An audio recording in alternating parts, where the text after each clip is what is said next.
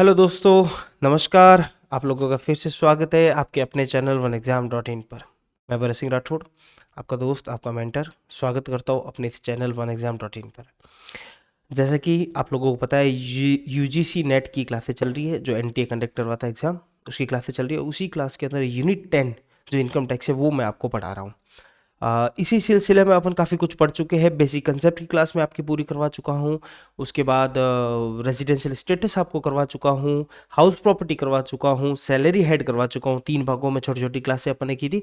और आज जो शुरू करने जा रहे हैं वो बिजनेस और प्रोफेशन हेड। ठीक है, यानी इनकम फ्रॉम बिजनेस या फिर प्रोफेशन से होने वाली जो भी आय, जो भी इनकम है, उसका टैक्सेबिलिटी यानी उसका कैसे टैक्स सिस्टम रहेगा और क्या चीज़ें आपको याद रखनी है एग्जाम के पर्पस के हिसाब से।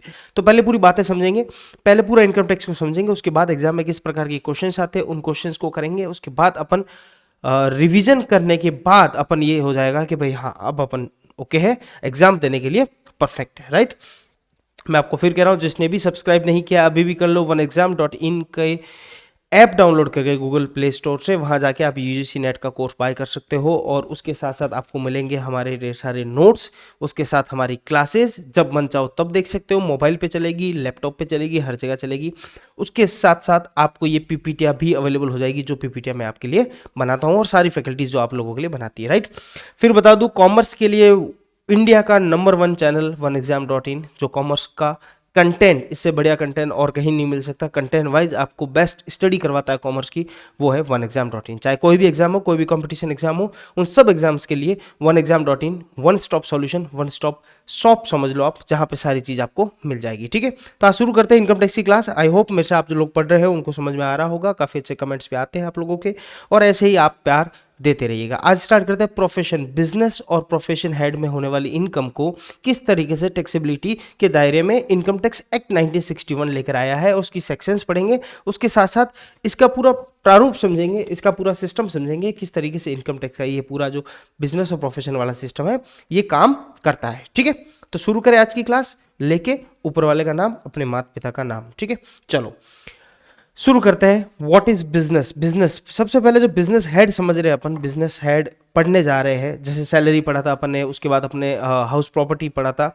तो जैसे आज अपन बिजनेस पढ़ने जा रहे हैं, जब बिजनेस पढ़ने जा रहे हैं तो उसकी मेन जिस टॉपिक को पढ़ने जा रहे हैं उस टॉपिक के बारे में आपको नॉलेज होना चाहिए। जैसे सैलरी पढ़ाया था मैंने, सैलरी के बारे में बताया था, सैलरी क्या होती है।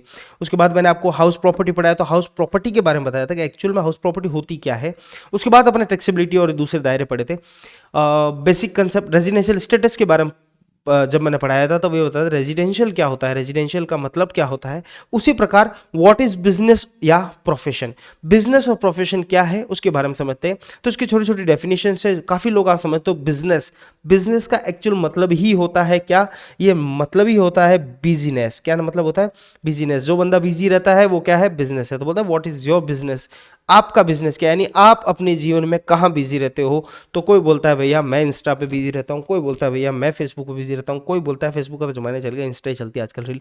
और कोई बोलता है कि मैं मतलब अपने जीवन का, अपने पूरे दिन का सबसे ज्यादा पार्ट आप जहाँ जो बिताते हो वो आपका बिजनेस हो जाता है। ठीक है, यानी बिजनेस होने का तरीका। ठीक है, ये तो है इसकी सिंपल सी, जिसको बोल सकते हैं अपन नॉर्मल भाषा में बात करते हो, बिजनेस का मतलब बिजनेस, और यही मूलभूत इसका मतलब है और यही आपको आगे भी रहेगा। अगर कोई धंधा कर रहा है, बिजनेस कर रहा है, ट्रेड कर रहा है, कॉमर्स कर रहा है, तो मैन्युफैक्चरिंग कर रहा है, तो वो क्या बिजी रह रहा है एक्चुअल में। तो अपने जीवन का सबसे महत्वपूर्ण टाइम, ज़्यादातर टाइम, ज़्यादा शेयर अपने पूरे दिन के टाइम का वो किस में, उस पर्टिकुलर चीज़ में दे रहा है, तो वो उसका बिजनेस हो गया। ठीक है, किसी को हथाई का शौक है, बातों का शौक है तो वो बातें कर रहा है, कोई गप्पे मारने का शौक है तो गप्पे मार रहा है, जैसे मैं आपके साथ गप्पे मार रहा हूँ, गप्पे मारते मारते पढ़ाई कर रहा हूँ, तो ये मेरा बिजनेस है। यानी यहाँ पे मैं क्या रहता हूँ, पूरे टाइम बिजी रहता हूं। चलो, तो बिजनेस किस किस प्रकार से होते हैं, बिजनेस का मतलब क्या है समझिएगा, बड़ी सिंपल सी बात है। बिजनेस इंक्लूड एनी ट्रेड, किसी प्रकार का व्यापार हो सकता है, खरीदना बेचना, cell purchase trade.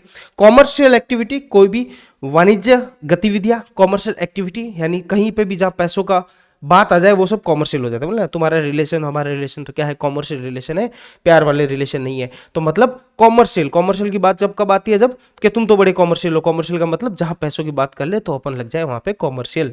Manufacture, manufacture भी बिजनेस करा जाएगा। कोई चीज बना रहा है तो बना किस लिए रहा है, रखने के लिए थोड़ा बना रहा है, बेचने के लिए बना रहा है। राइट, तो वो भी क्या हो जाएगा, ये लाइट की मनोकामनाएं पूरी हो गई, लाइट चली गई, 1 सेकंड रुकेगा जी, रोशनी है नहीं, काफ़ी दिख रहा हूँ मैं, दिख रहा हूँ ना?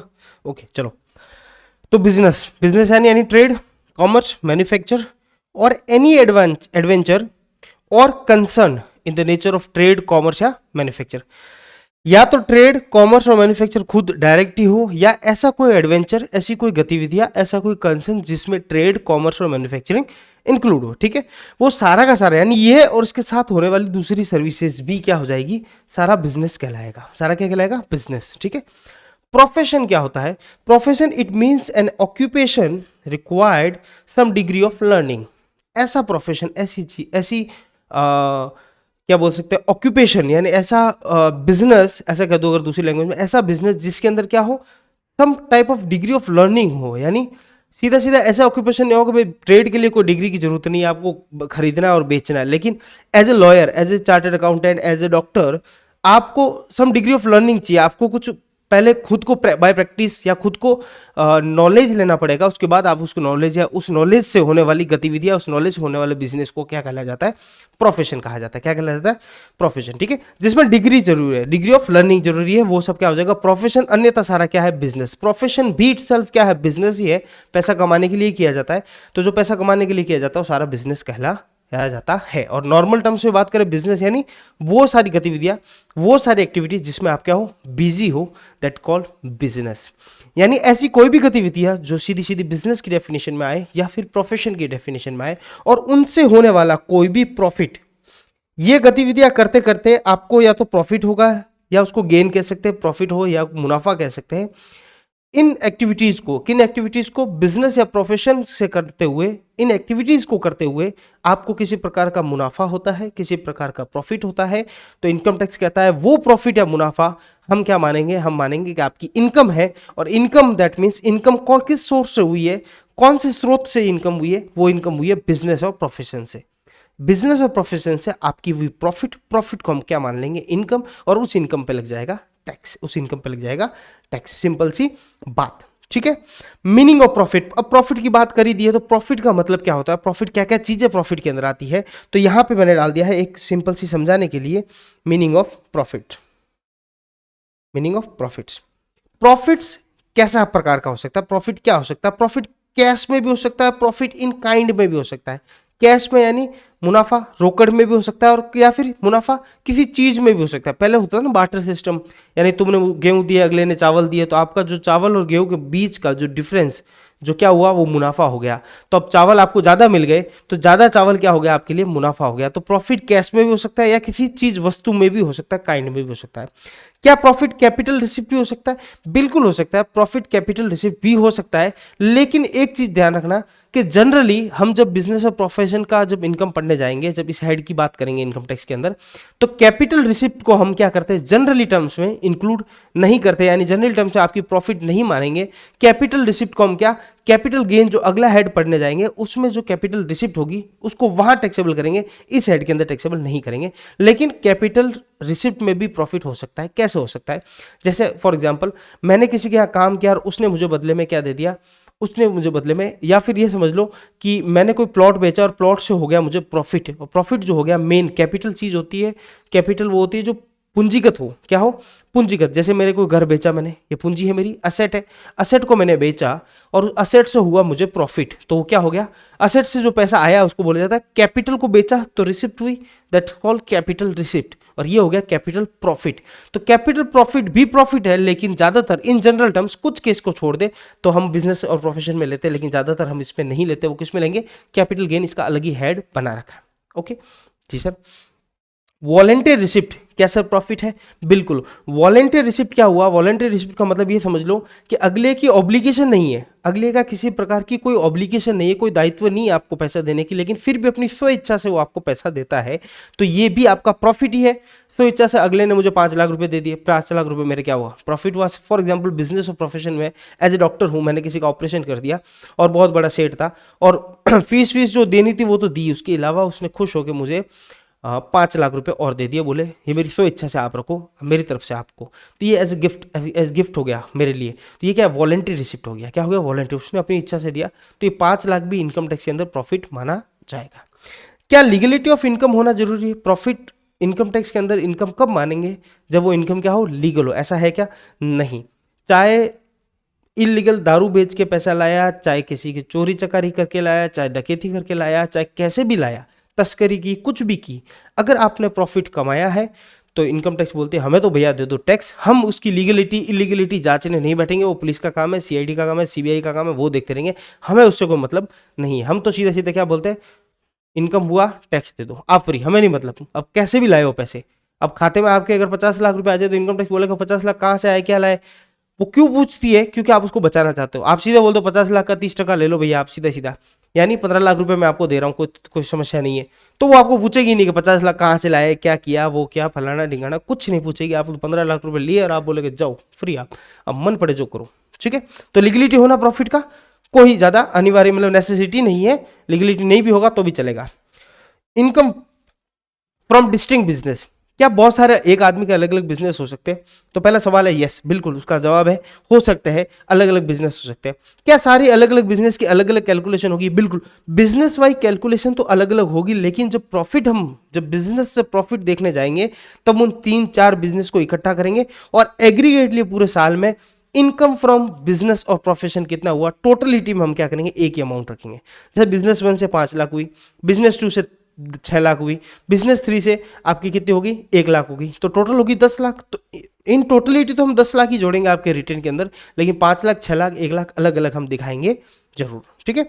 तो income from distinct business calculation तो अलग अलग होगी, लेकिन जब टोटलिटी होगी तब वो एक ही बिजनेस के अंदर इंक्लूड हो जाएगी, राइट। कोई प्रॉब्लम, कोई समस्या नहीं। एक और चीज याद रखना जो मोस्ट इंपॉर्टेंट बात है, इतनी देर अपने प्रॉफिट की बात कर ली, बिजनेस प्रोफेशन की बात कर ली, इंपॉर्टेंट बात जो हमेशा बच्चा भूल जाता है वो ये है कि हमेशा इनकम टैक्स जो है ना, इनकम, जब आप इनकम कमाते हो तो उस इनकम कमाने के लिए आपको क्या करना पड़ता है, खर्चा करना पड़ता है। खर्चा करोगे तभी तो इनकम होगी। कोई चीज परचेज करोगे तभी तो सेल होगी। उसका बीच का डिफरेंस ही क्या है, प्रॉफिट है। और प्रॉफिट सिर्फ परचेज और सेल का डिफरेंस नहीं होता, उसके अलावा उस इनकम को कमाने के लिए और भी खर्चे किए गए, जैसे रेंट हो गया, लाइट बिल हो गए, मशीनरी का रेंट हो गया, मशीनरी का खर्चा होगा, और भी जो भी खर्चे हो वो सारे लेस होंगे। उसके बाद जो प्योर प्रॉफिट बचेगा उसके ऊपर आपका इनकम टैक्स लगेगा। तो इनकम कमाने के लिए जो भी एक्सपेंसेस होंगे वो सारे लेस होंगे और बचे हुए इनकम पर लगेगा। तो हमेशा याद रखना, कभी भी ग्रॉस रिसिप्ट पे, कभी किस पे, ग्रॉस रिसिप्ट पे इनकम टैक्स नहीं लगता। हमेशा ही किस पे लगता है, जो प्रॉफिट पे लगता है, प्रॉफिट या गेन पे। और ये जब मैं प्रॉफिट और गेन की बात करूं तो सारे खर्चे लेस हो जाएंगे। उसके बाद जो रियल में प्रॉफिट, आपका जो प्रॉफिट या गेन बचा है, उसमें से हम क्या कर लेंगे, उसके ऊपर टैक्सेबल, उसके ऊपर ये चार्जिंग सेक्शन जो बिजनेस प्रोफेशन की है वो अप्लाई होगी। ओके, ठीक है। आई होप यहां तक बिजनेस प्रोफेशन आपको समझ में आया होगा। अब बात करते हैं चार्जिंग सेक्शन की। हर हेड के स्टार्ट होते ही मैंने आपको बताया था सबकी चार्जिंग सेक्शन है। मैंने हाउस प्रॉपर्टी की बताई थी 22, उसके बाद आपको सैलरी की बताई थी 15 डिडक्शन है 15 बताया था। और आज वापस बता रहा हूँ चार्जिंग सेक्शन 28 है, किसकी, बिजनेस और प्रोफेशन हेड की चार्जिंग सेक्शन 28। क्या करती है ये charging section? Charging section sir करती है, एक चार्ज लगाती है, बोले इतना इतना हिस्सा है जो इसके अंदर इंक्लूड होगा, बाकी सबका क्या हो जाएगा, बाहर हो जाएगा, ठीक है। तो जो वो एरिया, जो स्कोप वो तय करती है, उसी के अकॉर्डिंग पूरे हेड की इनकम चलती है। ये थोड़ा रेड और इसका कॉम्बिनेशन कलर का इस पीपीटी का सेट नहीं बैठ रहा है, इसलिए मुझे लग रहा है ऐसे आपको दिखने में प्रॉब्लम होगी, क्योंकि डार्क और डार्क पे डार्क कलर आ गया।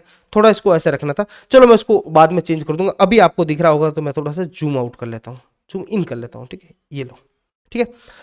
क्या कहती है चार्जिंग सेक्शन? चार्जिंग सेक्शन सीधा सीधा बोलती है कि एनी प्रॉफिट और गेन्स फ्रॉम एनी बिजनेस और प्रोफेशन, एनी प्रॉफिट और गेन्स फ्रॉम एनी बिजनेस और profession which carried on by the assessee at any time during the previous year is chargeable to this sections, यानी this head.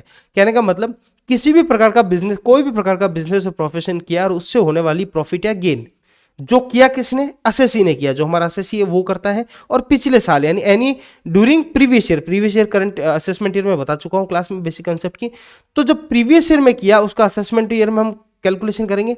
तो किसी भी प्रकार का business या प्रोफेशन किया, उससे होने वाले प्रॉफिट और गेन, और उसका मालिक कौन है, कैरीड ऑन बाय, यानी वो बिजनेस प्रोफेशन किया किसने है, वो किया है असेसी ने किया है। तो उससे होने वाले प्रॉफिट और गेन को हम इनकम टैक्स के अंदर, इस हेड के अंदर, बिजनेस और प्रोफेशन हेड के अंदर टैक्सेबल कर देंगे। और ये कौन बोलती है, ये बोलती है सेक्शन 28। आपको याद क्या रखना है, सेक्शन 28 का नाम याद रखना है। और क्या वो बोलती है, वो भी बात मैंने सिंपल बता दी। वो सिंपल सी बात, बिजनेस प्रोफेशन होने वाला प्रॉफिट आपका क्या हो जाएगा, टैक्सेबल। होना कब चाहिए, असेसी के द्वारा किया हुआ होना चाहिए। और कब होना चाहिए, during the previous year. Any other income, इसके अलावा any other income derived by trade, profession और similar association from specific service perform by its member, या इसके अलावा भी कोई और सर्विसेज हो, बिजनेस प्रोफेशन नहीं हो, कुछ और भी सेवाएं हो, जैसे फ्री फोकट की सेवाएं दे दी, जैसे कोऑपरेटिव सोसाइटीज होती है, वो क्या करती है, अपने ही मेंबर को जोड़ के उनको सेवाएं देती है। अब वो सेवाएं देते समय भी कुछ चार्ज तो करती है, उसके अलावा जो चार्ज किया है उससे वो भी क्या है, उसकी उनकी इनकम है, तो वो इनकम भी क्या होगी, इनकम टैक्स इस हेड के अंदर टैक्सेबल होगी। यानी आप ये नहीं कह सकते कि साहब से बिजनेस और प्रोफेशन करे उससे प्रॉफिट ही वो ही आएगा, नहीं, वो तो आएगा आएगा, उसके अलावा इसके अलावा भी कोई सर्विसेज आपने की है जिसमें ट्रेड, प्रोफेशन या इस प्रकार की सिमिलर कोई एसोसिएशन सर्विसेज आपने दी है, और उससे होने वाली इनकम, किसकी बात करें, सिर्फ इनकम, वो भी इस हेड के अंदर टैक्सेबल होगी। एनी बेनिफिट्स और परक्यूजिट्स अराइजिंग फ्रॉम बिजनेस और प्रोफेशन, मैंने बोला था डॉक्टर ने इलाज किया, उससे 5 लाख रुपए मिल गए, तो ये 5 लाख रुपए क्या है, ये बेनिफिट्स है, एक्स्ट्रा बेनिफिट है। प्रॉफिट और गेन बिजनेस का अलग है, प्रोफेशन का, डॉक्टरी का उसका अलग है, लेकिन एक्स्ट्रा मिल गया तो ये भी इसके अंदर इंक्लूड होगा। सम ड्यू और received by a partner of a firm, partnership firm होती है, वो भी तो बिजनेस करती है, उसकी बिजनेस का इनकम प्रॉफिट भी क्या हो जाएगा, टैक्सेबल हो जाएगा। और इसी दरमियान उसके पार्टनर को किसी प्रकार का कोई सम मिला है या उसको रिसीव हुआ है या ड्यू हुआ है, वो भी आपकी इनकम के अंदर होगा। नहीं तो क्या करते बेटे कि फर्म के अंदर तो नहीं लेते, ये फर्म के अंदर तो नहीं लेते, पार्टनर अपने पर्सनल खातों में ले लेते, तो इनकम टैक्स बोलती है पर्सनल खातों में लिया तो एज ए पार्टनर लिया, तो ये भी आपकी इनकम मानी जाएगी, किसकी, फर्म की इनकम मानी जाएगी। एनी सम वेदर रिसीव्ड और रिसीवेबल इन कैश और काइंड अंडर एन एग्रीमेंट, किसी प्रकार के एग्रीमेंट में किसी प्रकार का सम, कैसा भी पैसा मिले, चाहे कैश में मिले, चाहे काइंड में मिले, चाहे चीज में, वस्तु में मिले या रोकड़ में मिले, तो किसी एग्रीमेंट में, एग्रीमेंट होता है ना, नॉट टू डू बिजनेस का एग्रीमेंट होता है, मैंने शायद लास्ट किसी क्लास में बताया भी था। नॉट टू डू बिजनेस का मतलब होता है जैसे कि भाई एक ही एरिया में मैं काम कर रहा हूँ, same profession as a chartered accountant मैं काम कर रहा हूँ, दूसरा चार्टर्ड अकाउंटेंट आ गया, तो मैंने उसको बोला भाई तू एक काम कर, इस एरिया में तो मैं हूँ, तू इस एरिया में आके क्यों कंपटीशन बढ़ा रहा है, तू यार उस एरिया में चले जा, उस एरिया में मैं नहीं आऊंगा, और हमारे बीच में एक एग्रीमेंट करते, तू यहाँ पे पानी पूरी नहीं बेचेगा और तू उस चौपाटी पे पानी पूरी बेचेगा। तो ऐसे जो एग्रीमेंट होता है इनके बीच में, इसके बदले में पैसा लेन देन होता है, बोले मैं यहाँ नहीं बेचूंगा तो मेरा नुकसान होगा, तो भाई कितना नुकसान होगा उतना पैसा मैं तुझे दे देता हूँ। तो इस तरीके के एग्रीमेंट में अगर किसी प्रकार का पैसा, कैश या काइंड मिलता है, तो वो भी क्या होगा, वो भी आपकी इनकम में जुड़ेगा। एनी सम रिसीव्ड अंडर की मैन इंश्योरेंस पॉलिसी, की मैन इंश्योरेंस पॉलिसी का मतलब नाम से पता चल रहा है, की मैन यानी चाबी वाला आदमी नहीं, की मैन मतलब जो इंपॉर्टेंट आदमी है आपके मैनेजमेंट का, पर्सोनल का सबसे इंपॉर्टेंट जो आदमी है, जैसे आपका एमडी हो गया, जैसे आपके होल टाइम मैनेजिंग डायरेक्टर हो गया, या कुछ भी हो गया, जो आपका सबसे इंपॉर्टेंट आदमी है, कंपनी क्या कराती है, उसका कराती है इंश्योरेंस, और उसका भरती है प्रीमियम। और जब उस आदमी को किसी प्रकार से नुकसान हो जाए, मर वर जाए या छोड़ जाए, इससे कंपनी को कोई घाटा होता है, तो वो इंश्योरेंस कंपनी क्या करती है, उसकी भरपाई करती है। तो ऐसा कोई भरपाई, ऐसा कोई सम मिला है किसमें, की मैन इंश्योरेंस पॉलिसी में, तो वो भी आपके बिजनेस की इनकम मानी जाएगी। आखिर तो कंपनी को घाटा हुआ तो कंपनी ने पैसा लिया, घाटा 5 लाख का हुआ, पैसा लिया 10 लाख का, तो 5 लाख क्या हो गया, प्रॉफिट हो गया, तो वो प्रॉफिट भी आपकी इनकम मानी जाएगी, किसकी, बिजनेस और प्रोफेशन की। ये सब बातें कौन कह रहा है, ये चार्जिंग सेक्शन 28 कह रहा है। फेयर मार्केट वैल्यू, एफएमवी का मतलब होता है fair market value of inventories on its conversion as capital assets. कई बार क्या होती है कि कंपनी क्या करती है, अपनी कैपिटल असेट को कन्वर्ट करके स्टॉक में कन्वर्ट कर लेती है, इसको कन्वर्जन बोलते हैं। क्यों करती है ऐसा, कि जैसे अभी कोई बिजनेस चला रहा हूँ, मैं चला रहा हूँ, एजुकेशन का बिजनेस चला रहा हूँ, उसके साथ साथ मेरे पास 10 प्लॉट भी पड़े हैं, 10 प्लॉट पड़े हैं, कहीं पे लैंड पड़ी है मेरे पास, और थोड़ा टाइम मंदी आ गई इस पढ़ाने वाले में, तो मैंने सोचा थोड़ा चलो रियल एस्टेट का काम स्टार्ट कर ले, तो मैंने एक बिजनेस बना लिया, एक फर्म बना ली, और मैंने रियल एस्टेट का काम स्टार्ट कर लिया, और जो मेरे प्लॉट पड़े थे, जो मेरी लैंड पड़ी थी, उसको मैंने उसमें स्टॉक मान लिया, स्टॉक को कन्वर्ट कर लिया, उस कैपिटल असेट को मैंने क्या करते हैं, स्टॉक में कन्वर्ट कर लिया, और अब मैं लैंड बेचने का काम कर रहा हूँ, प्लॉट बेचने का काम कर रहा हूँ। तो इस तरीके से जब भी आप कन्वर्जन करते हो, तो उस समय जो कन्वर्जन कर रहे हो, उस समय जो फेयर मार्केट वैल्यू होगी, क्या होगी, फेयर मार्केट वैल्यू, मार्केट की जो फेयर मार्केट वैल्यू होगी, वो फेयर मार्केट वैल्यू आपकी इन्वेंट्री की क्या मानी जाएगी, आपकी इनकम मानी जाएगी। यानी अब आपने स्टॉक कर लिया, आप जितने भी बेचोगे उसका जो डिफरेंस होगा, वो डिफरेंस आपकी फेयर मार्केट वैल्यू से कैलकुलेट होगा, और वो आपकी इनकम मान ली जाएगी। समझे, ये सब बातें बोलता है सेक्शन 28, जो कि क्या है, चार्जिंग सेक्शन बिजनेस और प्रोफेशन की। आई होप यहां तक बात आपको समझ में आई होगी। ठीक है, नेक्स्ट एक टर्म आता है स्पेक्युलेटिव बिजनेस। क्या स्पेक्युलेटिव बिजनेस भी बिजनेस और प्रोफेशन का पार्ट है, तो इसको भी समझते हैं अपन। स्पेक्युलेटिव बिजनेस होता क्या है, पहले उसको समझ लेते हैं। सीधे सीधे अगर सिंपल सी बात करो आपको समझाने के लिए, तो ये बोलते हो, इसको बोल सकता हूं मैं सट्टा। क्या बोल सकता हूं, थोड़ी मेरी हिंदी अच्छी है, बहुत ज़्यादा अच्छी है, देखो ये लिखने से पता चल गई होगी। सट्टा, सट्टा यानी स्पेक्युलेटिव बिजनेस, ऐसा बिजनेस जिसमें होना नहीं होना किसी के हाथ में नहीं है। इसकी डेफिनेशन पढ़ते हैं। A transaction in which a contract for the purchase or sale of any commodity including stocks and shares is periodically or ultimately settled otherwise than by the actual delivery or transfer of the commodity or scripts। यानी ऐसी transaction जिसमें क्या हो, contract हो किसी चीज का, purchase या सेल का, किसका हो, परचेज और सेल का क्या हो, कॉन्ट्रैक्ट हो जी। Any transaction in which a contract for purchase or sale of any commodity including stock and shares is periodically or ultimately settle otherwise than by actual delivery. होता क्या है, जैसे कि फॉर एग्जांपल यहाँ ये समझ लीजिए आप कि मैंने जैसे XYZ का कोई शेयर है, ठीक है, या फिर मैं इसको अडानी का शेयर कह देता हूँ, ठीक है, अभी बूम पे चल रहा है, मतलब काफ़ी समय से, पिछले कई टाइम से अडानी का जो शेयर है, जैसे उसकी वैल्यूएशन फॉर एग्जांपल 1000 है, और मैंने कहा कि भैया ये तो ऊपर जाएगा, ये तो ऊपर जाएगा, कंफर्म जाएगा। तो मैंने बोला अच्छा ऊपर जाएगा, तो इसमें एक सिस्टम होता है, स्पेकुलेटिव ट्रांजैक्शन करने का सिस्टम होता है, शेयर मार्केट की बात कर रहा हूँ मैं, जिसमें डे टू डे जो करते हैं लोग, डे टू डे जो भी इंट्राडे जिसको बोलते हैं, और इंट्राडे जो ट्रांजैक्शन करते हैं वो पूरा पूरा स्पेकुलेटिव बिजनेस के बेसिस पे होता है। उसमें क्या हुआ, अडानी का मैंने बोला अब जाएगा, अब जाएगा, तो मैंने बोला ठीक है अडानी के शेयर मुझे चाहिए 100, कितने चाहिए, 100 शेयर मैंने खरीद लिया। अब 100 शेयर खरीदा यानी मुझे चाहिएगा कितना, 1 लाख रुपए देना पड़ेगा। 1 लाख रुपए देके 100 शेयर मैं खरीद लूंगा। लेकिन स्पेकुलेटिव ट्रांजैक्शन के अंदर जो इंट्राडे होता है उसके अंदर मार्जिन पे पूरा खेल चलता है। किस पे चलता है, मार्जिन पे खेल चलता है। मार्जिन पे खेल चलने का मतलब ये हुआ, आपको 1 लाख रुपए देने की आवश्यकता नहीं है, आप अभी दे दो, फॉर एग्जाम्पल बता रहा हूँ, मार्जिन सबकी अलग होती है, 10% मान लो, आप अभी दे दो 10,000 रुपए, कितने दे दो, 10,000 रुपए दिए और 1000 शेयर आपके बुक हो गए, और शाम होते होते आपको इंट्राडे उसको वापस क्या करना है, उलट फेर करना है, यानी वापस उसको जहां आपने बाई किया है तो आपको सेल करना है, और सेल किया तो बाई करना है। अब आपने बाई किया 1000 शेयर, 100 रुपए की रेट के हिसाब से बाई किया, और मार्केट में 1000 की रेट में 100 शेयर बार किए, और शाम को क्या हुआ, वो शेयर क्या हो गया, या 2 घंटे बाद वो शेयर क्या हो गया, 110 रुपए हो गए, और आपने बोला यस मैं 110 होते मैं 1000 शेयर वापस क्या करता हूं, सेल कर रहा हूं, मुझे इसको वापस बेचना है। तो 10,000 रुपए तो जो दे रखे थे बेचते, वो 10,000 रुपए आपके खाते में वापस आ जाएंगे, ठीक है, आपने बेच दिए। अब इसके बीच का जो बेनिफिट हुआ, बेनिफिट कितना हुआ, खरीदा तब 1 लाख का था, बेचा तब 1,10,000 का हो गया, तो ये 10,000 रुपए का जो बेनिफिट, एक्स्ट्रा बेनिफिट है, ये आपका मुनाफा हो जाएगा, ये आपका प्रॉफिट हो जाएगा। इसको बोलते हैं इंट्राडे ट्रांजैक्शन और स्पेकुलेटिव बिजनेस बोलते हैं। ऐसा लोग करते हैं बिजनेस के रूप में। ये मैंने एग्जांपल दिया है किसका, शेयर मार्केट का, जिससे आपको बात समझ में आए। अब यहां पे क्या एक्चुअल डिलीवरी हुई, नहीं हुई सर, क्या sir purchase or cell actual में हुआ, क्या क्या 1 लाख रुपए आपने दिया, एक्चुअल में आपके खाते में डीमैट अकाउंट में शेयर आए, एक्चुअल में आपने उसको बेचा, नहीं, ऐसा कुछ भी नहीं हुआ। सिर्फ पीरियोडिकली एक दिन के अंदर आपको ये ट्रांजेक्शन करना है, और अल्टीमेटली क्या होता है, वो सेटल होता है, ultimately settle otherwise than actual delivery.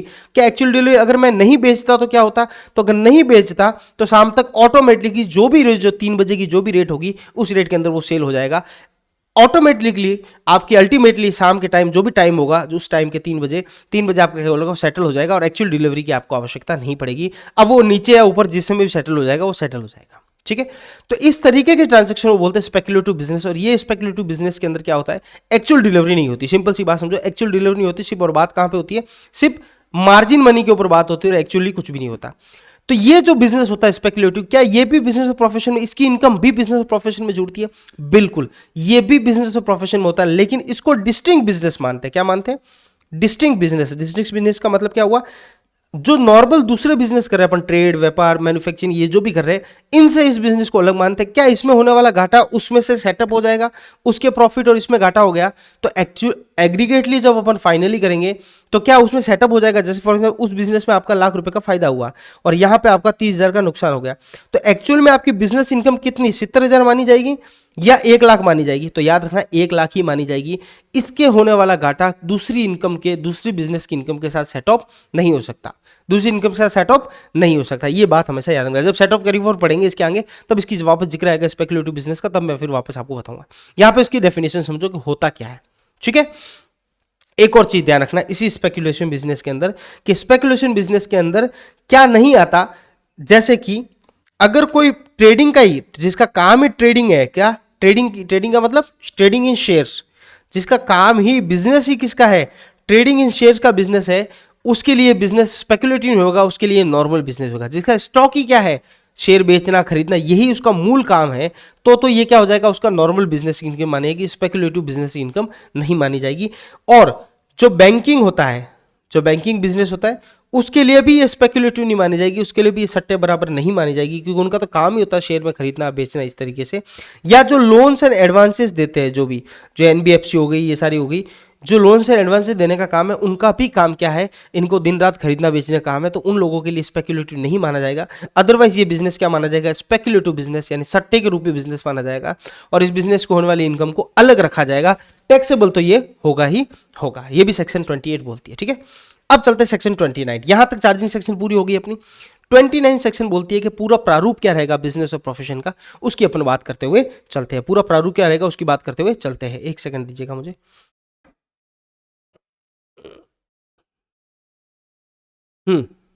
ठीक है, चलो सेक्शन 29 बोलता है कि किस तरीके से इसको सेटलमेंट करेंगे, कैसे इस पूरे बिजनेस और प्रोफेशन का कंप्यूटेशन करना है। अब देखो, प्रॉफिट और गेन होता क्या, ये तो आप समझ गए, प्रॉफिट और गेन होता क्या समझ गए, लेकिन उसका कैलकुलेशन कैसे करेंगे, कंप्यूटेशन कैसे करेंगे, ये समझना सबसे महत्वपूर्ण बात है। ठीक है, तो कैलकुलेशन कैसे करेंगे उसको देखते हैं अपन। सेक्शन 29 ने इनको अलग अलग तरीके से बांट दिया। इसने बोला कुछ सेक्शन है अलाउबिलिटी, यानी कुछ ऐसे खर्चे, मैंने आपको बताया था प्रॉफिट और गेन ऐसे नहीं निकलेगा, इसमें से क्या लेस होगा, इसमें से खर्चे। आखिर इसको कमाने के लिए खर्चा भी तो किया। खर्चा सर माल खरीदना के यही खर्चा है, नहीं, और भी खर्चे हैं, बिल्डिंग है, मशीनरी है, डेप्रिसिएशन है, दुनिया भर के खर्चे और भी होते हैं, इंश्योरेंस होता है, फलाना ढिंगाना, बहुत सारे खर्चे हैं। तो वो खर्चे भी क्या इसमें से लेस होंगे, बिल्कुल लेस होंगे, क्योंकि ग्रॉस रिसीप्ट पे तो इनकम टैक्स लगता ही नहीं, इनकम टैक्स हमेशा नेट प्रॉफिट पे लगेगा, और नेट प्रॉफिट में से खर्चे जितने भी लेस हो जाएंगे सारे, जो बचेगा प्योर प्रॉफिट उसी पे होगा। तो कुछ ऐसे खर्चे हैं जो इनकम टैक्स बोलती है अलाउबिलिटी सेक्शन बना दी उन्होंने, सेक्शन 30 से लेकर 37, कि इस प्रकार के खर्चे बिजनेस में किए हैं तो हम उसको अलाउ कर देंगे बिना कोई शर्त, बिना कोई बात। लेकिन डिसअलाउबिलिटी सेक्शन है, डिसअलाउबिलिटी सेक्शन क्या है, बोले ये खर्चे किए हैं तो कुछ शर्त है, उस अकॉर्डिंग किए तो ठीक है, उस अकॉर्डिंग नहीं किए हैं तो हम क्या कर देंगे, डिसअलाउ कर देंगे। चाहे खर्चा जेन्युइन बिजनेस के लिए, लेकिन इनकम टैक्स के अंदर, अकाउंटिंग में आप मन पड़े जो मानो, यहाँ इनकम टैक्स में उसको क्या कर देंगे, हम डिसअलाउ कर देंगे। खर्चा होने के बावजूद भी आपके प्रॉफिट में ऐड कर देंगे, उसको लेस नहीं करेंगे। और कुछ अदर प्रोविजन है वो भी अपन पढ़ते हुए चलेंगे, जो ऑडिट की प्रोविजन ये सारी है ना, अकाउंट्स की, ये सारी पढ़ते हुए चलेंगे। चलो शुरू करते हैं सेक्शन 30। ये कौन सी अलाउबिलिटी सेक्शन आज पढ़ेंगे, डिसअलाउबिलिटी नेक्स्ट क्लास में पढ़ेंगे, 2 पार्ट में पूरा कर दूंगा। सेक्शन 30, सेक्शन 30 बोलता है क्या, अच्छी पीपीटी बनाइए देख लो। सेक्शन 30 बोलता है रेंट, ये थोड़ा वाइट करना पड़ेगा। सेक्शन 30 क्या बोलता है, rent, tax, repair and insurance of building. अगर आपने बिल्डिंग किराए पे लिया है, उस बिल्डिंग में बिजनेस चला रहे हो तो क्या होगा भैया, उस बिल्डिंग में बिजनेस चला रहे हो तो उस बिल्डिंग का सर खर्चा भी तो होगा। तो खर्चा होगा तो क्या करोगे खर्चा का, सर ये तो इनकम कमाने के लिए बिजनेस कर रहे हो, बिल्डिंग आखिर काम तो बिजनेस के लिए आ रही है, तो उसको उस पर होने वाला खर्चा भी क्या हो जाएगा, हमारा उस प्रॉफिट में से लेस करना चाहिए। अकाउंटिंग में करते हो ना भैया, इस तरफ सारा खर्चा लिखते हो, इस तरफ सारा क्या करते हो, इस तरीके से करते हो ना अकाउंटिंग में। यहाँ तो जो भी रिसिप्ट होगी वो, और यहाँ पे जो भी एक्सपेंसेस होंगे वो लिखते हो, फिर यहाँ पे आता है ग्रॉस नेट प्रॉफिट, उससे पहले यहाँ पे परचेज सेल करने के बाद ग्रॉस प्रॉफिट आता है, ऐसा करते हो ना। तो बस वही सिस्टम यहाँ पे ही है कि यहाँ से नेट प्रॉफिट, ये जो नेट प्रॉफिट है आपका, इसको उठा लिया जाएगा, और इसमें से जो वाजिब खर्चे वो तो रहने दे दिया जाएगा, और कहीं वाजिब नहीं है या सेक्शन में कहीं पे भी वो क्या हो रहा है, वॉलाइट कर रहे हैं सेक्शन के रूल को, तो वापस वो क्या कर दिया जाएगा, नेट प्रॉफिट में ऐड कर दिया जाएगा। और कुछ खर्चे जो अकाउंटिंग अलाउ नहीं करती है लेकिन इनकम टैक्स उसको अलाउ करती है, तो वो उसमें से लेस कर दिया जाएगा, और जो बचेगा जो प्रॉफिट, वही आपका प्रॉफिट एंड गेन माना जाएगा, उसी पे लगेगा इनकम टैक्स। समझे, कोई समस्या नहीं सर, कोई समस्या नहीं, आप पढ़ा रहे हो, कोई समस्या हो ही नहीं सकती। चलो सेक्शन 30 स्टार्ट करते हैं, अलाउबिलिटी सेक्शन। बिल्डिंग ली, बिल्डिंग में किया बिजनेस, बिजनेस किया तो बिल्डिंग का लगा भाड़ा, भाड़ा मतलब रेंट। तो अब सिंपल सी बात 2 बातों में बताता हूँ, बहुत ही सिंपल, लोग इसको बहुत घुमाते हैं, मैं सिंपल सी बात में बताता हूँ। 2 चीजें हो सकती है, या तो बिल्डिंग आपकी घर की होगी, रेंटेड, क्या घर की होगी तो रेंट दोगे, सर कैसी बात करते हो, रेंट थोड़ा देंगे, घर की बिल्डिंग में रेंट देंगे तो फिर घर का क्या, क्या रेंटेड होगी तो रेंट दोगे तो अलाउ होगा खर्चा, जेन्युइन सी बात है, अलाउ करना पड़ेगा तभी तो उसको रेंटेड, रेंट दोगे तो खर्चा है, अलाउ है, जेन्युइन है, अलाउ कर दो। क्या घर की बिल्डिंग है इंश्योरेंस करवाओगे, बिल्कुल सर करवाएंगे, क्यों नहीं करवाएंगे, तो अलाउ होगा बिल्कुल। क्या रेंटेड बिल्डिंग है इंश्योरेंस कराओगे, करा भी सकते हैं, नहीं भी करा सकते, अगर कराना पड़े भाई, अपना करवाना जरूरी होता है ना, वो मालिक नहीं करा तो अपन करा ले, अपन अपना माल पड़ा है अंदर, तो कराओगे तो अलाउ हो जाएगा, ठीक है, उसमें कोई तकलीफ नहीं। क्या सर रिपेयर कॉस्ट जो होगी, कॉस्ट ऑफ रिपेयर होगा, क्या ओन्ड है और बिल्डिंग का रिपेयर होगा तो बिल्कुल रिपेयर तो करवाएगा, अपनी खुद की बिल्डिंग है। क्या रेंटेड जो टीनेंट है जो किराएदार है, क्या वो रिपेयर करवा सकता है? मोस्टली केस में नहीं कराता, लेकिन करवाना भी पड़ता है, क्योंकि कई बार मकान मालिक बोलता है आप अपना खुद देखो, यात्री अपने सामान का खुद जोखिम रखे। तो मतलब कहने का मतलब जोखिम का खुद जिम्मेदार है, कहने का मतलब और भी छोटे मोटे जो कॉस्ट ऑफ रिपेयर होता है वो खुद करवा लेता है, तो वो भी खर्चा अलग हो जाएगा अगर जेन्युइन है तो। लेकिन याद रखना, कैपिटल नेचर का अगर किसी प्रकार का कैपिटल नेचर का कॉस्ट ऑफ रिपेयर हुआ तो वो अलाउ नहीं होगा। कैपिटल नेचर का मतलब क्या हुआ? जैसे अब आपने अलग रूम ही बना लिया तो ये हो गया कैपिटल नेचर अपनी बिल्डिंग में, कैपिटल हो गया ना भाई, पूंजीगत खर्चा होगा, एसेट बढ़ गई, एक रूम नया बना लिया तो अलाउ नहीं होगा। लेकिन जैसे पुट्टी वुट्टी करवाई है, थोड़ा मोटा कलर करवाया, टूट फूट कोई नल नूल ठीक करवाया आपने, तो वो ठीक है, ये सब रिपेयर आपके अलाउ हो जाएगा इनकम टैक्स में। लेकिन कैपिटल नेचर का कभी भी रिपेयर अलाउ नहीं करेगा इनकम टैक्स, ठीक है, याद रखना। एक और चीज याद रखना, क्या ओन्ड प्रॉपर्टी है और वो रेंट देता है क्या? नहीं देता सर, रेंट ओन्ड प्रॉपर्टी में रेंट क्यों देगा? अगर दे रहा तो बेवकूफ बना रहा, और बेवकूफ बना रहा तो इनकम टैक्स बोलता हम बनेंगे नहीं। लेकिन एक केस में दे सकता है, किस केस में? अगर पार्टनरशिप फर्म है, भाई पार्टनरशिप फर्म है और बिल्डिंग है एक पार्टनर की, मिस्टर एक्स की बिल्डिंग है, ये किसकी है? मिस्टर एक्स की बिल्डिंग है, और ये 2-3 पार्टनर है। तो पार्टनरशिप फर्म में से मिस्टर एक्स बोलता है भाई मेरी बिल्डिंग का किराया तुम्हें नहीं देता, अपनी फर्म को नहीं देता, किसी और को देता, तो इसका किराया भी मुझे एक्स्ट्रा दोगे। हाँ, तब रेंट का खर्चा हम क्या कर सकते हैं? अलाउ कर सकते हैं, अगर पार्टनरशिप फर्म है और किसी एक पार्टनर की बिल्डिंग है तो, ठीक है। अच्छा, अगर ये सोचो कि बिल्डिंग है और आधी तो बिजनेस के लिए यूज आ रही है और आधी आ रही है भाई रेंट दे रहे हैं अपन, सब कुछ रेंट वेंट खर्चा कर रहे हैं, और या फिर इंश्योरेंस का खर्चा कर रहे हैं, और आधी तो आ रही है बिजनेस पर्पस के लिए और आधी आ रही है जैसे रेंट ही दिया मैंने, रेंट पे ली कोई बिल्डिंग, और ऊपर तो मेरी फैमिली रहती है, नीचे मैं बिजनेस करता हूँ, तो कितना रेंट ही अलाउ होगा? सिंपल सी बात सर, वाजिब बात करो ना, इसमें क्या इतना सेक्शन पढ़ना, मैं समझ नहीं पाता लोग इतना दिमाग में लगाते ही क्यों, वाजिब बात करो ना। जब आधे में ऊपर आप रह रहे हो, आधे में रेंट है, तो आखिर सेक्शन 28 क्या बोलती है? जो ओन्ड बाई असेसी ने कैरिड बाई बिजनेस होगा उसी का खर्चा अमला और उसी की इनकम मानेंगे, तो प्रोपोर्शनेटली हो जाएगा। जितने हिस्से में तुम रहते हो वो छोड़ो, वो पर्सनल हो गया, और जितना बिजनेस में रहता है वो बिजनेस वाला खर्चा अलाउ हो जाएगा। ये बोलता है सेक्शन 30, क्या बोलता है? Rent, tax, repair and insurance of building, ये सिर्फ किसी बात करता है? बिल्डिंग की। अब बात करते हैं 31 की, ये बोलता है repair and insurance of plant and machinery और फर्नीचर। ये किस 3 जनों की बात करता है? एक तो बोलता है प्लांट और साथ में मशीनरी आ गया, प्लांट एंड मशीनरी और फर्नीचर, ये 3 चीजों की बात करता है। प्लांट अलग है, फर्नीचर कुछ भी बोल दो, ठीक है, 3 जनों की बात करता है फर्नीचर। इस पे करने वाले कौन से खर्चे? सिर्फ 2 खर्चों की बात करता है। एक तो बोलता है रिपेयर, अगर इसका रिपेयर कराया, छूट मूट करवाया ये तो, और या फिर इसका करवाया इंश्योरेंस। क्या रेंट, ओन्ड और रेंटेड में कोई फर्क होगा? नहीं। ओन्ड आदमी अगर कोई ओन्ड है, खुद की है प्लांट एंड मशीन फर्नीचर, तो रिपेयर कराएगा तो भी खर्चा अलाउ होगा। रेंटेड है, कई बार रेंटेड वालों को भी कराना पड़ता है छोटे मोटे टूट फूट, तो वो भी क्या होता है? अलाउ है। और यहाँ पे इंश्योरेंस में सेम क्या? ओन्ड है तो इंश्योरेंस करवाएगा, रेंटेड है तो भी इंश्योरेंस करवाएगा, कोई जान मान की जोखिम हो तो इस तरह से बचने के लिए वो करवा सकता है, ठीक है। तो सेक्शन 31 बोलता है रिपेयर और इंश्योरेंस किसकी? प्लांट, मशीनरी और फर्नीचर की। वापस एक बात, कैपिटल नेचर का क्या खर्चा अलाउ हो जाएगा इसके अंदर? नहीं सर, बिल्कुल नहीं, ये तो कदा भी नहीं हो सकता, ये तो पाप लग जाएगा हमें, क्योंकि हमने शुरुआत में पढ़ा था कैपिटल नेचर को हमको दूर करना है, ठीक है। चलो चलते आगे, सेक्शन 32। सेक्शन 32 क्या बोलता है? सेक्शन 32 बोलता है डेप्रिसिएशन। क्या बोलता है? डेप्रिसिएशन। अब जो असेट्स आपकी है, अब अकाउंटिंग में क्या करते थे? ऐसे ये करते थे। अब ये मत बोलना किसी को मेरे को अकाउंटिंग नहीं आती, अकाउंटिंग नहीं आती तो पहले अकाउंटिंग सीख के आओ, थोड़ी बहुत मैं बता देता हूँ। यहाँ पे आता था ग्रॉस प्रॉफिट आता था, यहाँ से करते थे सारे खर्चे लेस करते थे, यहाँ पे एक खर्चा और लिखते थे टू डेप्रिसिएशन। भाई डेप्रिसिएशन प्रॉफिट में से लेस होगा। अब अकाउंटिंग तो अपने हिसाब से डेप्रिसिएशन लगाता है, चाहे SLA में लगाए, स्ट्रेट लाइन मेथड लगाए, चाहे रिटर्न डाउन वैल्यू मेथड लगाए, जो भी लगाए, वो अकाउंटिंग का अपना तरीका है। इनकम टैक्स करता है मेरा तरीका एकदम ही अलग है, एकदम दुनिया से पलट है। वो बोलता है डेप्रिसिएशन सेक्शन 32 को मैंने बोल दिया, तेरी जिम्मेदारी डेप्रिसिएशन को संभालने के लिए एक सेक्शन दे दी। अब सेक्शन 32 को समझ लेते हैं, डेप्रिसिएशन समझ में आ जाएगा। सेक्शन 32 क्या बोलती है? सेक्शन 32 बोलती है, पहले तो समझो 3 कंडीशन मेरी, 3 कंडीशन समझो। क्या?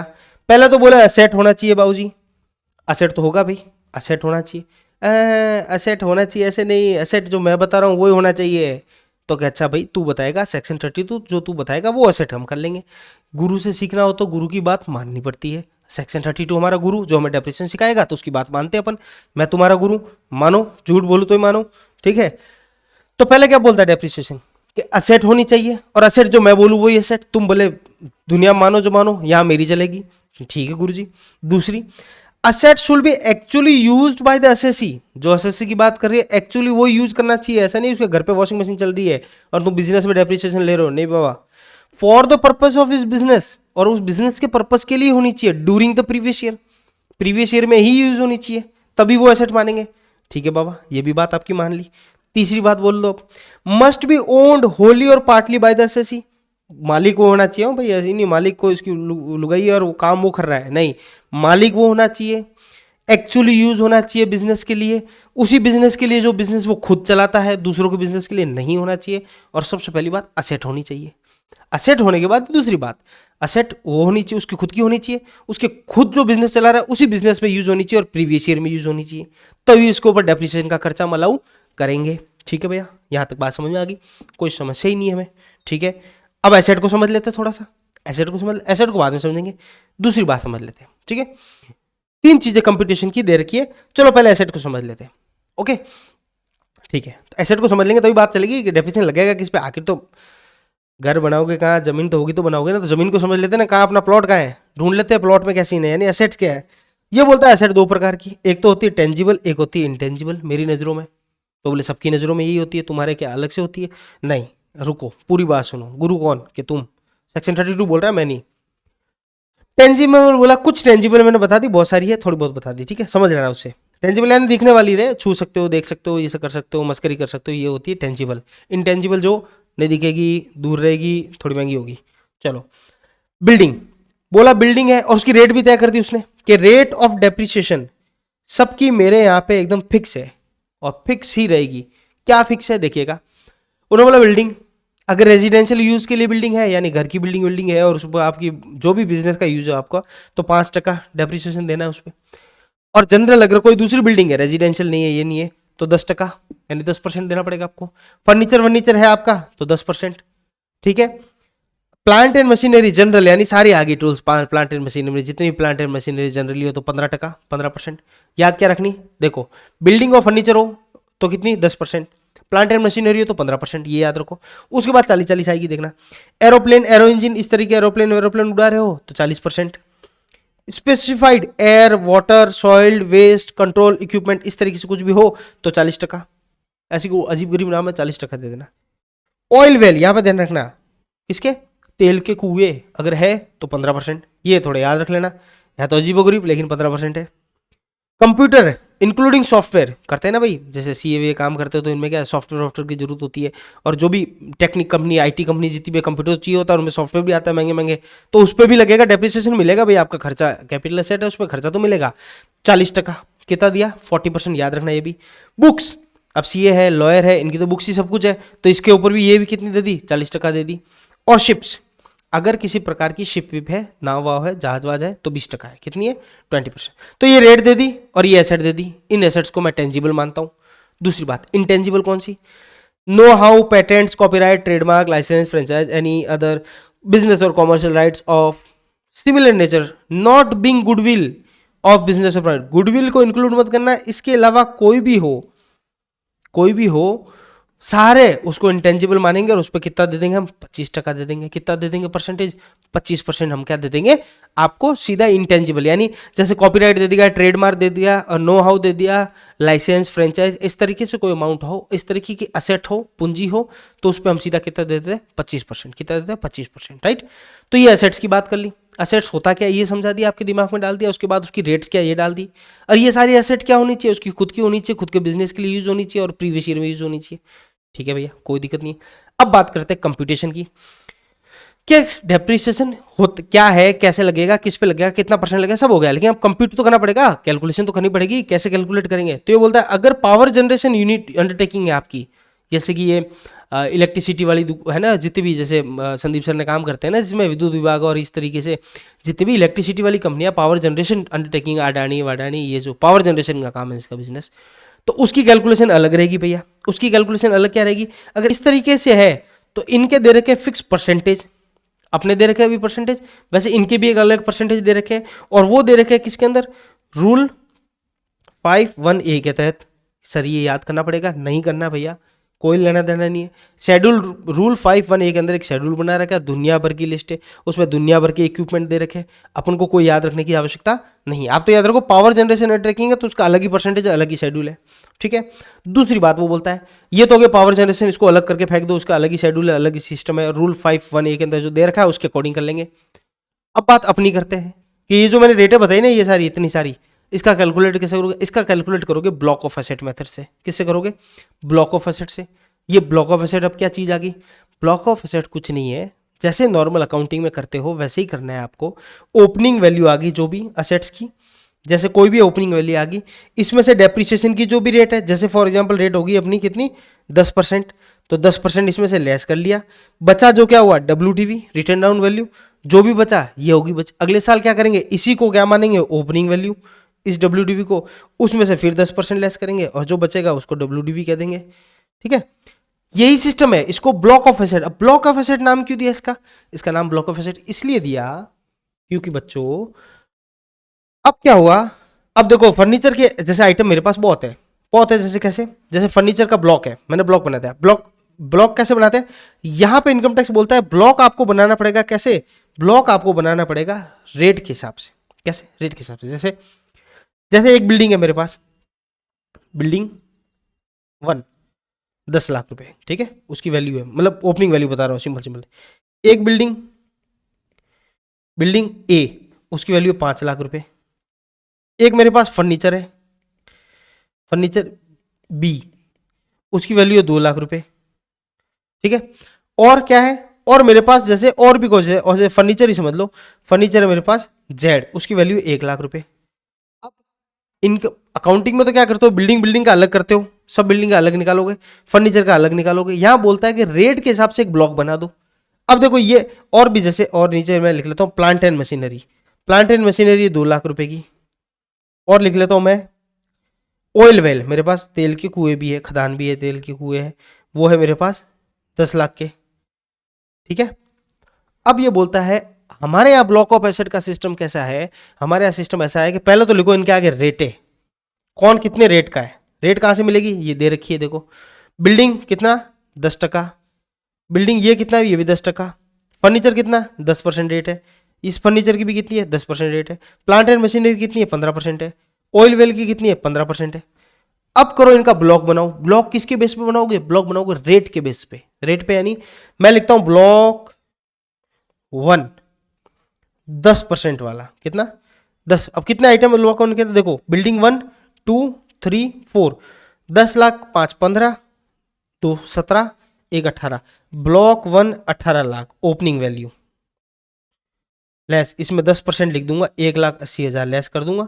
जो बचेगा वो क्या हो जाएगा? WDV किसकी? पूरे ब्लॉक की। और ब्लॉक बेस करेगा किस पे? रेट के ऊपर, रेट ऑफ डेप्रिसिएशन। दूसरा ब्लॉक बनाऊंगा तो मैं क्या लिखूंगा? ब्लॉक 2, वो लिखूंगा 15% वाला। अब 15% वाले कितने? 2 आइटम है, 2 लाख और 3 लाख, तो इसको लूंगा ओपनिंग वैल्यू 3 लाख। अब अलग अलग नहीं लिखूंगा मैं, plant and machine oil machine अलग अलग करूँ नहीं, ऑयल वेल्स और अलग अलग करूँ नहीं, 3 लाख का पूरा ब्लॉक है, क्योंकि ये 15% वाला खुद ब्लॉक है, वो 10% वाला, ऐसे 40% वाला भी होगा, ऐसे 20% वाला भी होगा। तो इन्होंने बोला ब्लॉक में बांट दो उनको, असेट्स को, किसके बेसिस पे? रेट ऑफ डेप्रिसिएशन के बेसिस पे। समझ आया? तो इस ब्लॉक के हिसाब से उसकी डेप्रिसिएशन कैलकुलेशन कैसे करना है? इसी तरीके से करना है, कोई समस्या ही नहीं है इसमें तो, ठीक है। तीसरी बात कहता है, एक बात और ध्यान रखना है आपको भैया, एडिशनल डेप्रिसिएशन करके एक सिस्टम और है हमारे यहाँ पे, additional depreciation on new plant and machinery. अगर कोई नई प्लांट एंड मशीनरी खरीदी, नई मतलब नई, नई मतलब सेकेंड हैंड नको भैया, बिल्कुल नहीं चलेगी। नई मतलब एकदम नई, एकदम मतलब प्लास्टिक भी उसका नहीं हटना चाहिए, तो नई मतलब नई। अगर नई प्लांट एंड मशीनरी खरीदते हो तो हम आपको एडिशनल डेप्रिसिएशन देंगे। अभी तक जो दे रहे हैं नॉर्मल वो तो देंगे, जो रेट के हिसाब से मिलेगा वो तो मिलेगा। जैसे प्लांट एंड मशीनरी खरीदा 15% तो मिलेगा ही मिलेगा, लेकिन हम आपको एडिशनल डेप्रिसिएशन और देंगे 20%, कितना 20%। लेकिन कुछ शर्तें हमारी, छोटी छोटी शर्तें जी, गरीब आदमियों की छोटी छोटी शर्तें, बता दूं क्या है? छोटी शर्त ये है, अगर एडिशनल डेप्रिसिएशन का फायदा लेना है आपको, एडिशनल डेप्रिसिएशन का फायदा लेना है, तो सिंपल से उसने बात करी कि आपको एडिशनल डेप्रिसिएशन मिलेगा। कितना मिलेगा? एट द रेट ऑफ 20% मिलेगा। कितना मिलेगा? 20% मिलेगा। ये तो बात मिलेगा किसको? उसको मिलेगा जो न्यू प्लांट एंड मशीनरी लाएगा। ये तो बात कर ली सर आपने। दूसरी बात, जिसने ये प्लांट एंड मशीनरी एक्वायर्ड, या तो खरीदी है या इंस्टॉल्ड कराई है, कब? आफ्टर 31/3/2005 के बाद। या एडिशनल डेफिनेशन का फायदा कब मिला? 31 मार्च 2000 बाद के बाद ही। उससे पहले अगर किसने कराई तो नहीं मिलेगा। तीसरी बात, ये किस पे नहीं मिलेगा? Other than aircraft, aeroplane and ships. Aircraft और शिप्स को छोड़ के सब पे एडिशनल डेप्रिसिएशन मिलेगा। एयरक्राफ्ट और शिप को हम नहीं देंगे। चौथी बात, जो ये डेप्रिसिएशन लेगा या जिसको ये मिलेगा और वो न्यू प्लांट मशीन लाएगा 31/3/2005 के बाद लाएगा और वो एयरक्राफ्ट और शिप नहीं होगी, वही होगा आदमी जो कौन से एंगेज्ड इन बिजनेस ऑफ, वो कौन से बिजनेस में एंगेज हो? या तो मैन्युफैक्चरिंग या प्रोडक्शन ऑफ एनी आर्टिकल और थिंग्स। किसी भी चीज का मैन्युफैक्चरर होना चाहिए भैया वो। यानी ये मैन्युफैक्चर लोगों को थोड़ा बढ़ावा देने के लिए एडिशनल डेप्रिसिएशन 20% दिया है कि 31 मार्च 2005 के बाद नई प्लांट एंड मशीन लगाता है वो आदमी जिसका काम क्या हो? मैन्युफैक्चरिंग या प्रोडक्शन का काम हो, कोई भी आर्टिकल और थिंग्स का, और वो एयरक्राफ्ट और शिप को छोड़ के कुछ भी चीज लाएगा तो उसको 20% हम नॉर्मल के साथ साथ अलग भी देंगे। और एक और बिजनेसमैन को फायदा दे इसके साथ साथ प्लस, किसको? ऐसी बिजनेस जो क्या करे? Business of generation oblique transmission oblique distribution of power. यानी कौन? ये बिजली विभाग वाले जी। जनरेशन बनाने वाला बिजली विभाग का अलग डिपार्टमेंट, अलग कंपनी है। ट्रांसमिशन इधर से उधर वितरण वाली अलग कंपनी है, और डिस्ट्रीब्यूशन वाली अलग कंपनी है। विद्युत वितरण अलग है, विद्युत 3-4 नाम है इसके, देख लेना है। ट्रांसमिशन, जनरेशन और डिस्ट्रीब्यूशन। तो इस तरीके का कोई बिजनेस है किसी का जो पावर को जनरेट करता है या ट्रांसमिशन करता है या फिर डिस्ट्रीब्यूशन करता है, तो उसको भी अगर वो नई प्लांट मशीन लाता है तो 20% हम उसको भी देंगे। यानी दो बिजनेस को मैं चिन्हित कर दिया, एक तो ये पावर वाला और एक है मैन्युफैक्चर वाला। 31/3/2005 के बाद लाएगा, नई प्लांट मशीन लाएगा और एयरक्राफ्ट और शिप को छोड़ के लाएगा, तो हम 20% अलग से डेप्रिसिएशन का फायदा उसको देंगे। करो मजे। अब मुद्दा कि डेप्रिसिएशन तो निकाल दिया, लेकिन उसकी कॉस्ट क्या रखेंगे अपन? किसकी? वो जो एसेट्स है उस एसेट्स की कॉस्ट की भी तो वैल्यू होती है, कि उसकी कॉस्ट क्या रखेंगे उसको देख लेते हैं। तो कॉस्ट का मतलब क्या देखा? means the actual cost of assets to the assessee as reduced by that portion for the cost of the cost as he has been made directly or indirectly by any other person or authority। यानी simple सी बात, मैंने salary में बताया था कि आपको अगर इनको याद रखना है, परक्यूजिट को कैसे याद रखोगे? कॉस्ट टू द एम्प्लॉयर की जो लागत लगी वही हमारी कॉस्ट हो जाएगी, ठीक है। वो इसकी हम क्या मान लेंगे? वैल्यूएशन ऑफ परक्यूजिट मान लेंगे। यहाँ पे भी एक्चुअल कॉस्ट का एक सिंपल सिस्टम है, कॉस्ट टू द असेसी। जो असेसी को एक्चुअल कॉस्ट लगी है, वो जो उसने जेब में से दिया है, वो ही हम एक्चुअल कॉस्ट लेंगे। हाँ, जेब में से जैसे 10 लाख की मशीन नहीं थी और 2 लाख की सब्सिडी दे दी गवर्नमेंट ने, केंद्र सरकार ने या राज्य सरकार ने बोला 2 लाख हम देंगे, तो कितनी होगी एक्चुअल कॉस्ट? 8 लाख रुपए। 10 लाख रुपए नहीं होगी। जेब से कितने लगे भाई तेरे? कि भैया मेरे तो 8 लाख ही लगे, तो बस सब्सिडी मिल गई तो वो लेस कर लो। तो उसमें से एज रिड्यूस बाय डायरेक्टली और इनडायरेक्टली किसी दूसरे आदमी ने दिए या फिर किसी अथॉरिटी ने दिए तो वो लेस कर लेंगे, बाकी जो बचा जो क्या हो जाएगी उसकी एक्चुअल कॉस्ट हो जाएगी।